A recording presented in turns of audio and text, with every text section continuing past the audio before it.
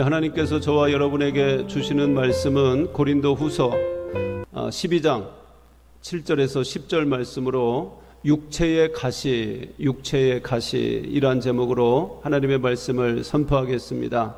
이 말씀이 선포될 때 성령님의 역사하심으로 저와 여러분 모두에게 하나님의 크신 은혜가 함께 하시기를 바랍니다. 야곱이 애굽의 그 바로왕 앞에서 자기의 그 생애를 되돌아보면서 험악한 세월을 살았다. 험악한 세월을 살았습니다. 이렇게 고백을 하죠. 여러분의 생애는 어떻습니까? 혹시 지금 고난의 삶을 살고 있지는 않습니까? 우리 인생에는 참으로 고통이 따라옵니다. 고통이 없는 인생은 아무도 없을 것입니다. 우리가 겉으로는 넥타이를 메고 양복을 입고 근사해 보입니다. 저런 사람들은 무슨 걱정이 있을까?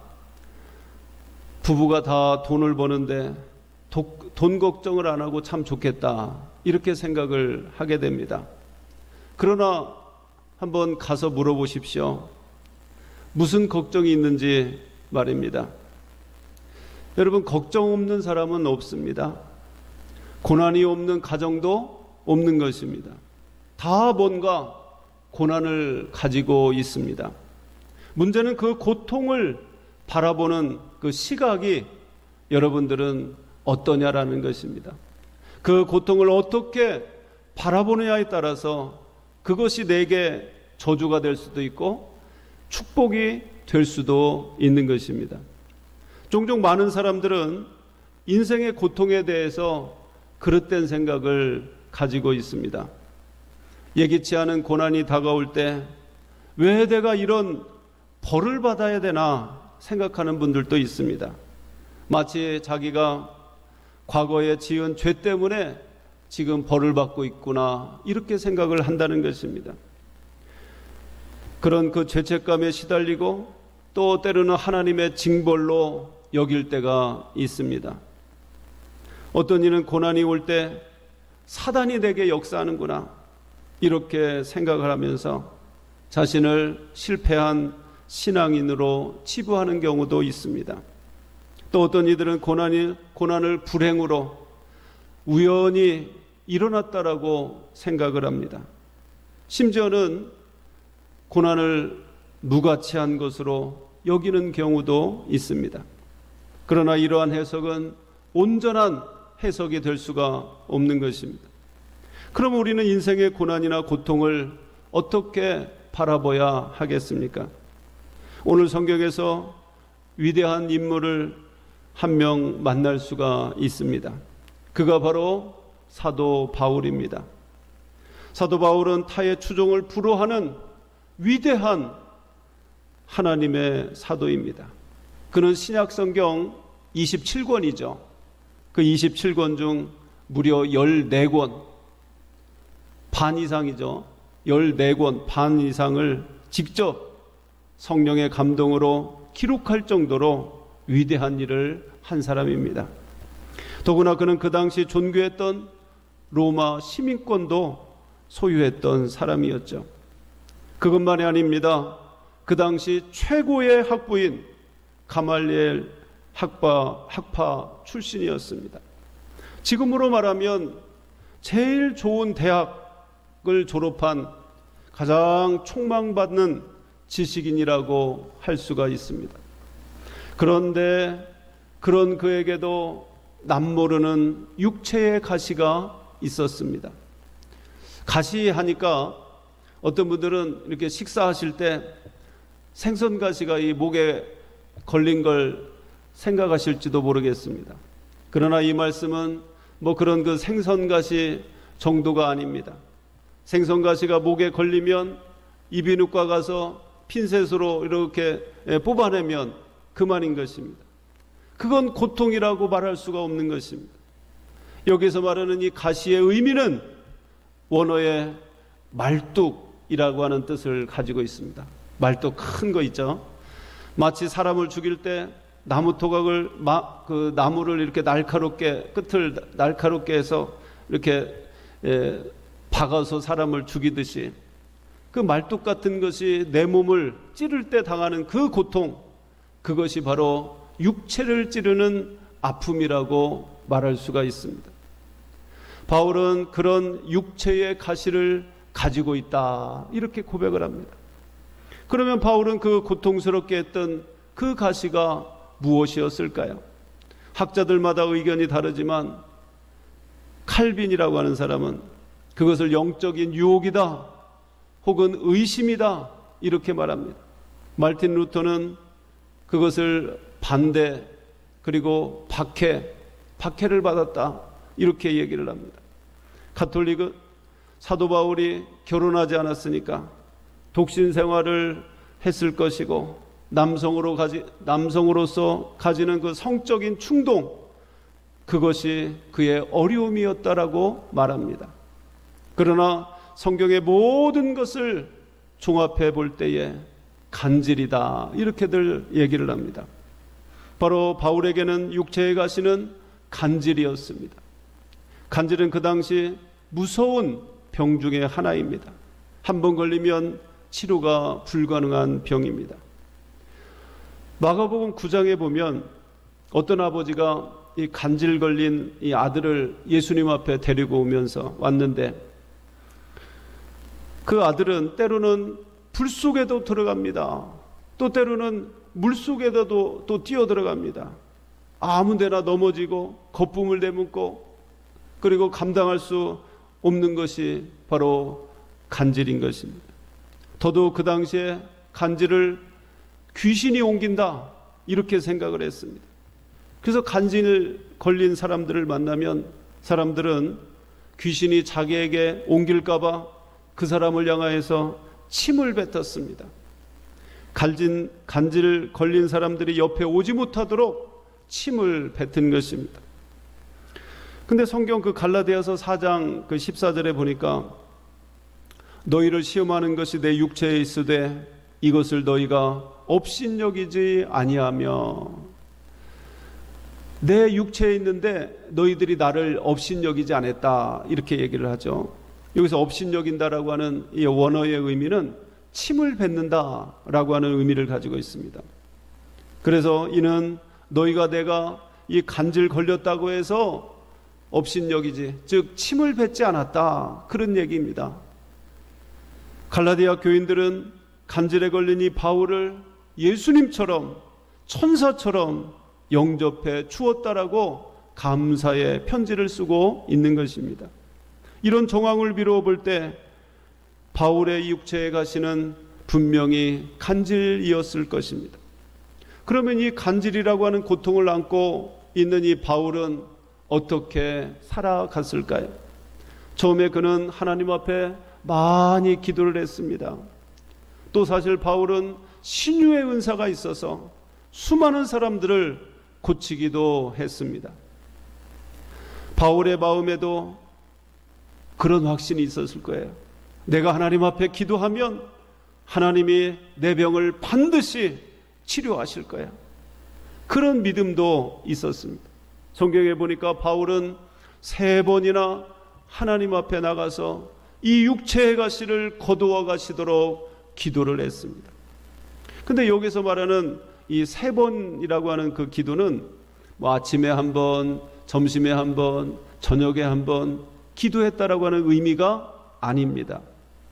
적어도 유대인들은 한 번 막 기도했다라고 하는 것은 40일 동안 금식하면서 생명을 걸고 절박한 마음으로 기도했다라고 하는 것입니다. 그런 기도를 3번씩이나 드린 것입니다. 그런데 그 응답은 무엇입니까? 하나님의 거절인 것입니다. 안 된다라는 것이죠. 빈 그릇으로 돌아옵니다. 바울은 처음에 몹시 당황했을 것입니다. 하나님께서 왜 내 가시를 치료해 주시지 않았을까? 왜 거두어 가시지 않았을까? 그는 하나님의 거절에 대해서 진지하게 생각했을 것입니다. 그리고 믿음으로 하나님의 응답을 몸부림치며 찾던 그에게 하나님의 놀라운 응답이 바로 음성이 들려왔습니다. 그 하나가 바로 가시를 주신 이유에 대해서 말씀해 주셨습니다. 그리고 두 번째로는 약한 데서 강화해지는 하나님의 능력에 대해서 말씀해 주셨습니다. 우리는 두 가지 질문을 하려고 합니다. 첫 번째 질문은 왜 하나님께서 사랑하는 그 바울에게 육체의 가시를 주셨을까요?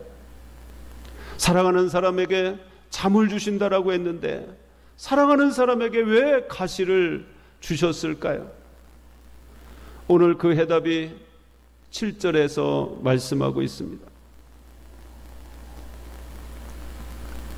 7절에 보면 여러 계시를 받은 것이 지극히 크므로 너무 차고하지 않게 하시려고 내 육체에 가시 곧 사단의 사자를 주셨으니 이는 나를 쳐서 너무 차고하지 않게 하려 하심이니라. 아멘. 육체의 가시를 준 것은 너무 차고하지 않게 하려 합니다. 차고라고 하는 말이 두 번이나 나오는데요, 정확한 의미는 바로 교만이죠. 교만하지 않도록, 사도 바울로 하여금 이 교만의 죄를 범하지 않도록 하나님께서는 그에게 육체의 가시를 주셨습니다. 그 육체의 가시를 혹 사단의 사자라고도 이야기했습니다. 사도행전이라든지 서신서를 보면 사도 바울의 모습을 볼 수가 있는데 그는 매우 강한 사람으로 나타나게 됩니다. 옳다고 생각하면 끝까지 밀어붙이는 그런 사람이었습니다. 믿기 전에 예수를 믿는 사람들을 핍박하던 그의 모습을 봐도 그렇습니다. 또 믿은 후에도 그렇습니다. 어느 경우에는 자기의 한참 그 선배인 그 베드로와 함께 기도했는데 음식 문제로 많은 사람들 앞에서 베드로를 면박 주는 것을 볼 수가 있습니다. 굉장히 확실하고 냉정한 그런 사람이었습니다. 또한 그 마가 요한이 바울과 바나바와 선교 여행을 떠나다가 너무 힘들어서 그 마가 요한이 중간에 돌아갔지 않습니까? 그 이후로는 이 마가 요한의 얼굴을 보지 않고 내쳐버린 그런 사람이었습니다. 그리고 그 일로 인하여서 자기의 동지이자 은인과도 같았던 이 바나바와 결별할 선언할 정도로 매우 냉철한 그런 사람이었습니다. 사도 바울은 기질상 이 교만의 덫에 걸리기 쉬운 그런 사람입니다. 왜냐하면 자기보다 똑똑한 사람을 보지 못했습니다. 똑똑한 사람은요, 교만의 함정에 빠지기가 쉽습니다. 내가 똑똑한데, 내 판단이 틀린 적이 없는데, 내 기억력이 맞는데 나도 모르게 교만하게 되어 있는 것입니다. 어쩌면 그것은 하나님만이 아시는 이 바울의 약점과도 같은 것입니다. 또 바울에게는 고린도후서 12장 1절에 보니까 무익하나마 내가 부득불 자랑하노니, 바울은 여러 교회를 다니면서 이 바울의 이 사도권을 공격을 당했습니다. 네가 정말 사도냐? 사도는 원래 예수님과 함께 또 예수님 밑에서 직접 교육을 받은, 예수님의 말씀을 들은 사람이 바로 사도이죠. 12사도라고 하잖아요. 근데 바울이 자기가 사도라고 하는 거예요. 내가 예수님을 만났다라는 거죠. 근데 바울은 거기에서 대응하지 않고 그들이 계속 그 공격을 하니까 어느 날 바울은 자기의 그 체험을 이야기하기 시작합니다. 그래서 나는 이 신령한 체험을 했다라는 것이죠. 그래서 나는 사도가 될 수 있었다, 이렇게 얘기를 하는 것입니다. 그런데요, 자기가 직접 내가 이런 사람이다 이렇게 얘기하지 않고 제3자 입장에서 어떤 사람이 그렇게 은혜를 받았다, 그렇게 얘기를 합니다. 그래서 그 고린도후서에 보면 자기가 14년 전에 자기가 그리스도 안에 있는 그 한 사람을 내가 보니까 그가 그 어떤 사람이 3층 천을 갔다 왔다라는 거예요. 그의 몸이 안에 있었는지 밖에 있었는지 알지 못하는데 그는 이루 말할 수 없는 그 신비한 그 것을 보고 왔다라는 거예요. 그래서 그 사람은 그 낙원을 경험한 사람이라고 소개하고 있습니다. 근데 그 사람이 누굽니까? 바울이 말한 그 사람, 그게 바로 자기입니다. 자기가 그렇게 하늘의 그 신령한 것을 보고 심지어는 그 천국 낙원까지 갔다 왔다, 이렇게 얘기를 하는 것입니다. 이런 놀라운 신비한 체험을 가진 이 바울이 교만하려고 하면 얼마나 교만할 수가 있겠습니까? 하나님은 그런 이 바울의 약점을 알고 계셨기 때문에 그에게 육체의 가시를 주신 것입니다. 오늘 이것은 우리에게도 동일하게 적용되는 말씀인 것입니다. 저는 학교 다닐 때에 사실 IQ가 뛰어나지 못했습니다. 기억력도 뭐 남들보다 그렇게 뛰어나지 못했습니다. 그래서 저는 그냥 노력하면 공부 좀 성적이 나오고, 노력하지 않으면 뭐 안 나오고, 이런 그냥 평범한 그런 사람이었습니다. 근데 어떤 친구를 보면 매일 노는 것 같아요. 매일 놀아요. 근데도 시험만 보면 시험 점수가 잘 나오는 그런 그 친구가 있어요. 참 그 친구를 보면 부럽기도 하고 화도 나게 됩니다. 근데 그런 애들은 일반적으로 교만합니다. 뭐 나는 공부 안 해도 나는 잘 된다, 공부 안 해도 나는 100점 맞는다, 이렇게 생각을 하는 것이죠. 또 어떤 여자분들 중에는 또 교만한 분들이 있습니다. 부모 덕에 얼굴이 미인으로 태어난 사람들, 그런 사람들은 교만하기 쉽습니다. 나는 예뻐 하면서 그렇게 하시는 분들이 있죠. 또 어떤 분들은 노력하지 않았는데도 정말 일확천금을 가지고 돈 버는 사람들이 있죠. 별로 수고하지 않고 출세하는 사람들, 이런 사람들은요 교만하기 쉬운 것입니다.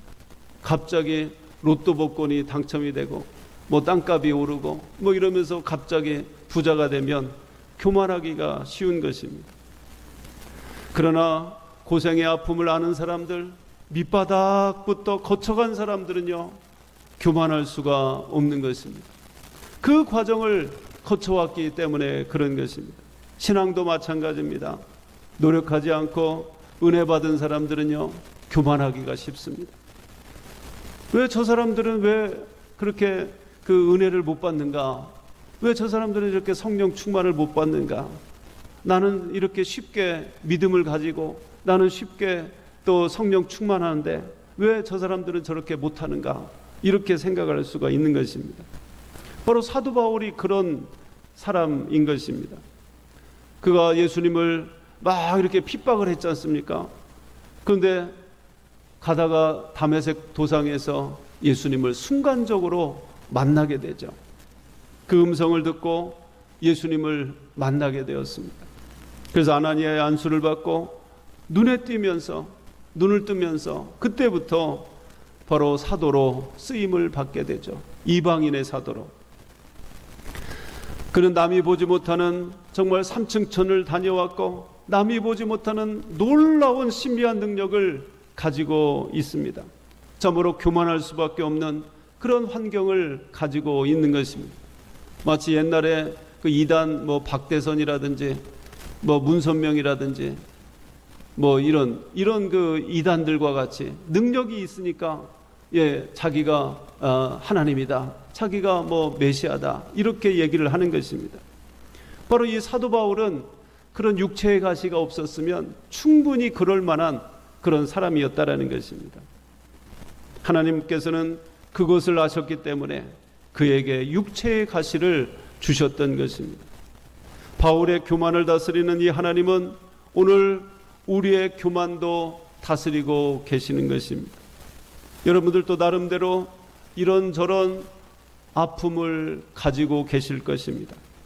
어떤 문제를 위해서 수차례 기도해봤지만 여전히 응답되지 않은 문제들이 있을 것입니다. 남아있는 아픔들이 있을 것입니다. 그것은 바로 하나님이 나의 겸손을 위하여 남겨두신 육체의 가시인 줄로 믿으시기를 바랍니다. 육체의 가시, 물론 그것은 불편한 것입니다. 때로는 원망스러운 것입니다. 그것은 고통스러운 것입니다. 그러나 그것이 나를 겸손하게 만드는 하나님의 은혜의 도구가 될 수 있는 것을 믿으시기를 바랍니다. 왜 내게 이런 가시를 주셨는가? 건강의 가시를 왜 나에게 주셨는가? 나에게 왜 이런 물질의 가시를 주셨는가? 나에게 왜 이런 자녀의 가시를 주셨는가? 그것은 겸손하게 하기 위한 하나님의 섭리인 줄로 믿으시기를 바랍니다. 두 번째 질문입니다. 그럼 어떻게 그 약한 데서 강하여질 수가 있겠습니까? 9절과 10절을 보면요, 내게 이르기를 내 은혜가 내게 족하도다. 이는 내 능력이 약한 데서 온전하여 짐이니라. 이러므로 도리어 크게 기뻐함으로 나의 여러 약한 것들에 대하여 자랑하리니 이는 그리스도의 능력으로 내게 머물게 하려 함이라. 그러므로 내가 그리스도를 위하여 약한 것들과 능욕과 궁핍과 핍박과 곤란을 기뻐하노니 이는 내가 약할 그때의 강함이니라. 사도 바울은 3번이나 하나님 앞에 기도했을 때 응답이 무엇이었을까요? 바로 내 은혜가 내게 족하도다. 하나님, 내 육체의 가시를 뽑아 주시옵소서. 육체의 가시를 치료해 주시옵소서. 이렇게 3번이나 간절히 기도했지만 내 은혜가 내게 족하도다. 내가 너에게 준 은혜가 너에게 차고 넘친다라고 하는 것입니다. 내 능력이 약한 데서 온전해진다라고 말씀하고 있습니다. 너의 그 약한 것, 그것 때문에 도리어 그리스도의 능력으로 강하여졌다라고 말씀하고 있는 것입니다. 가시는 오히려 사도 바울을 강한 사람으로 만들었습니다. 일반적으로 가시가 찾아오면, 문제가 찾아오고 어려움이 닥치면 약해지는 게 사람의 도리입니다. 어떤 사람은 건강할 때는 꽤 자신 있게 살았는데 건강을 잃어버리고 나니까 사람이 너무나 약해지는 것을 볼 수가 있습니다. 믿음도 약해지고 건강도 약해지고 다 약해집니다. 어떤 사람은 돈이 풍족할 때 마음껏 쓸 수 있었는데 궁핍하게 되니까 마음이 많이 가난해지는 사람들도 있습니다. 사람들이 이렇게 가졌던 것을 잃어버릴 때 마음이 가난해지고 마음이 약해지는 것입니다. 가졌던 것을 잃어버릴 때 우리의 마음이 한없이 낮아지는 것입니다. 그래서 오늘 성경은 우리의 마음의 그릇을 비우라고 하는 것입니다. 그 비운 그릇 위에 하나님의 능력이 가득 차게 될 줄로 믿으시길 바랍니다. 여러분이 컵에 물이 있습니다. 여러분이 여기에 더 좋은 것을 담으려고 하면 어떻게 하겠습니까? 물이 있습니다.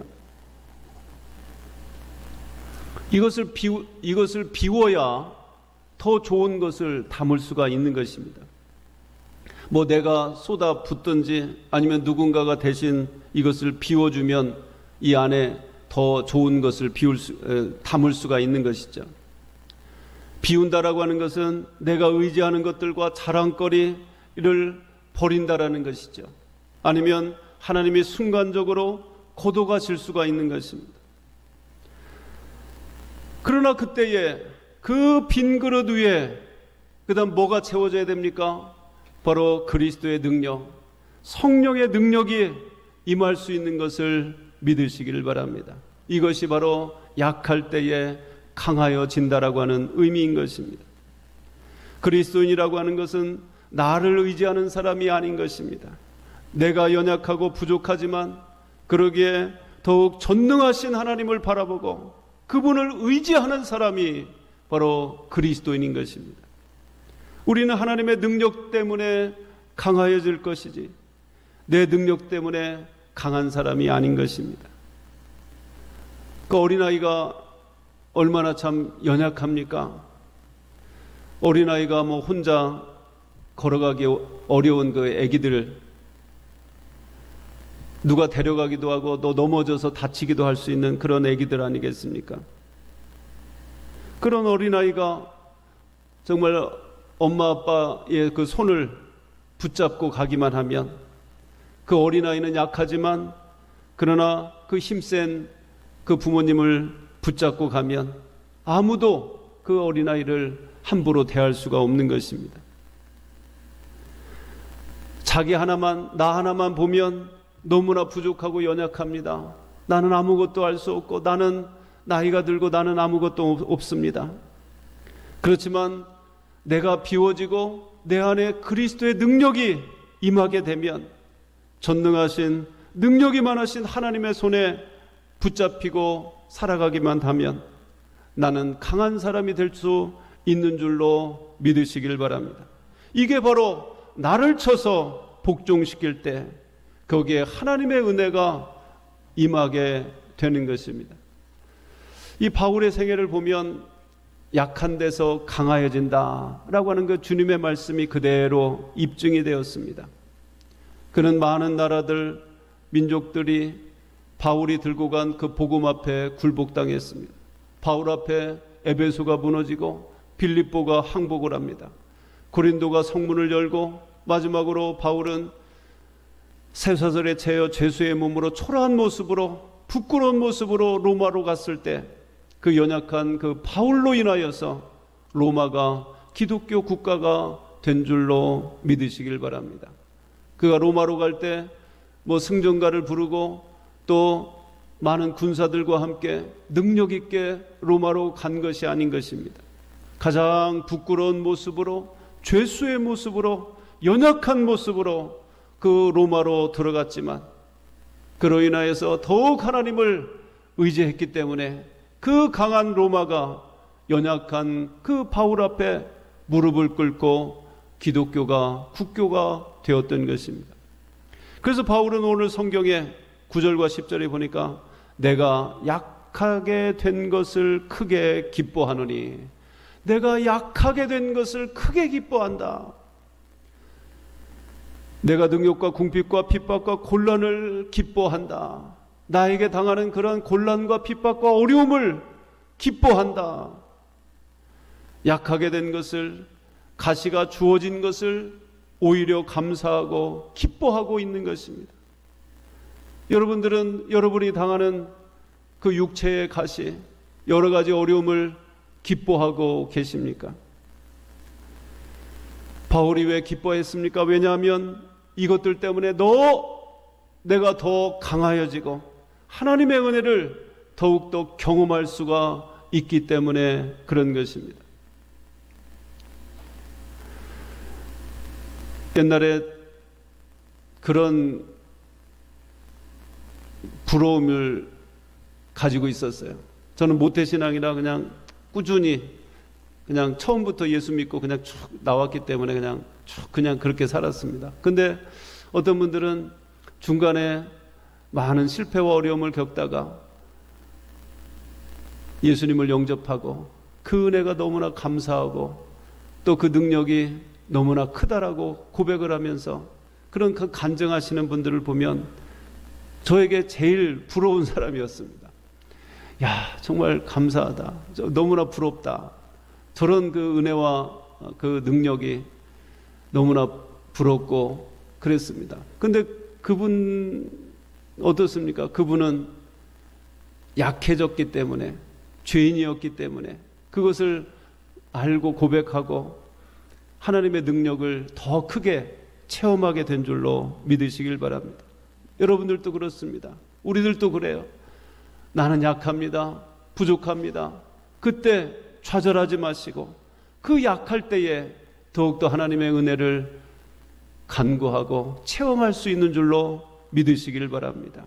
그래서 약할 때 더 강하여지는 하나님의 놀라운 은혜를 경험하시기를 주님의 이름으로 축원합니다. 성경에 나오는 그 엘리야나 다윗이나 모세나 다 위대한 하나님의 사람들도 다 연약한 사람들이었어요.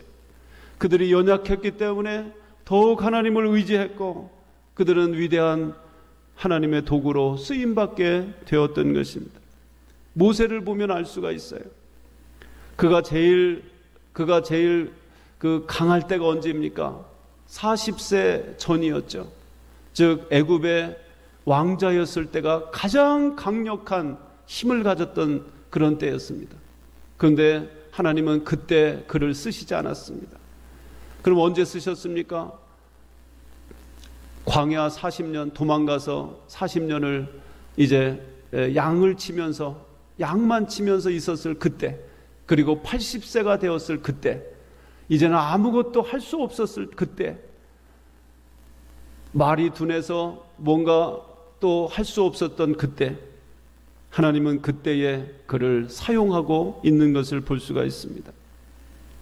가장 가난했기 때문에, 가장 없기 때문에, 가장 약했기 때문에 오직 하나님만 바라볼 수 있었을 그때에 하나님은 그들을 쓰셨던 것을 볼 수가 있는 것입니다.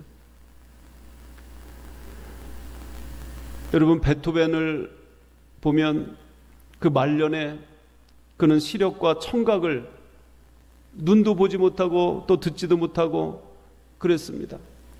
베토벤이 그 작곡가인데 보지 못하고 듣지 못하면 작곡할 수도 없죠.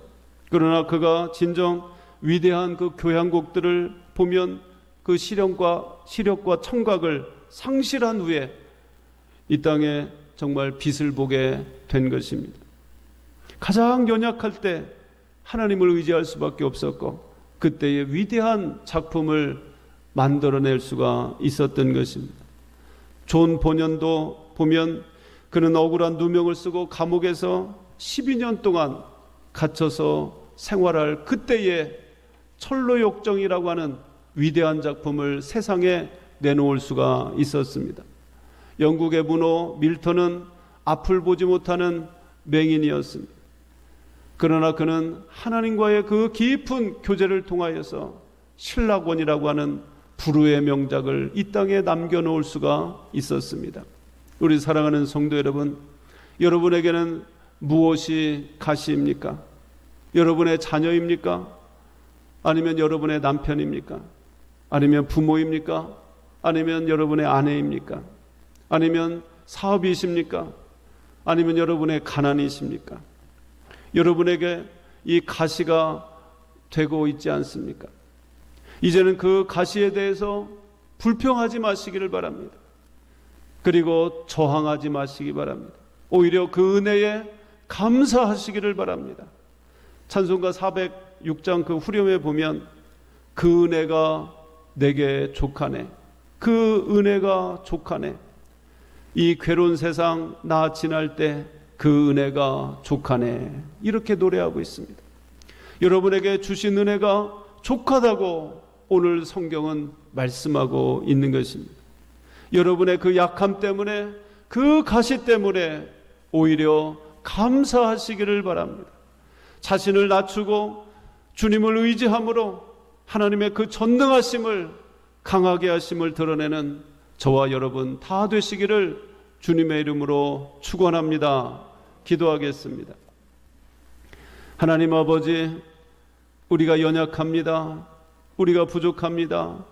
또 우리의 육체에 가시가 있습니다. 우리를 괴롭히는, 우리를 어렵게 하는 많은 문제들이 우리 앞에 있습니다. 그러나 그때에 우리가 기뻐하게 하시고 감사하게 하시고 그 약함 때문에 하나님을 더욱더 의지하는 하나님의 사람이 된 줄로 믿습니다. 하나님, 더욱더 하나님을 의지하고 믿음으로 승리하게 하여 주옵소서. 그 어려움 때문에 좌절하고 낙심하고 불평하고 염려하고 낙심되는 인생이 아니라 도리어 더욱더 하나님을 가까이 하고 하나님을 바라보고 하나님의 능력이 우리 안에 있기를 원하오니 주여 임하여 주옵소서. 이제는 하나님의 능력이 하나님 앞에 쓰임받는 하나님의 사람이 되기를 원하오니 주여 우리와 함께하여 주시옵소서. 이제는 육체의 가시를 보며 감사하며 하나님 앞에 더욱더 크게 사용받는 하나님의 사람들이 다 될 수 있도록 축복하여 주시옵소서. 감사드리며 사랑 많으신 예수님의 이름으로 기도하옵나이다. 아멘.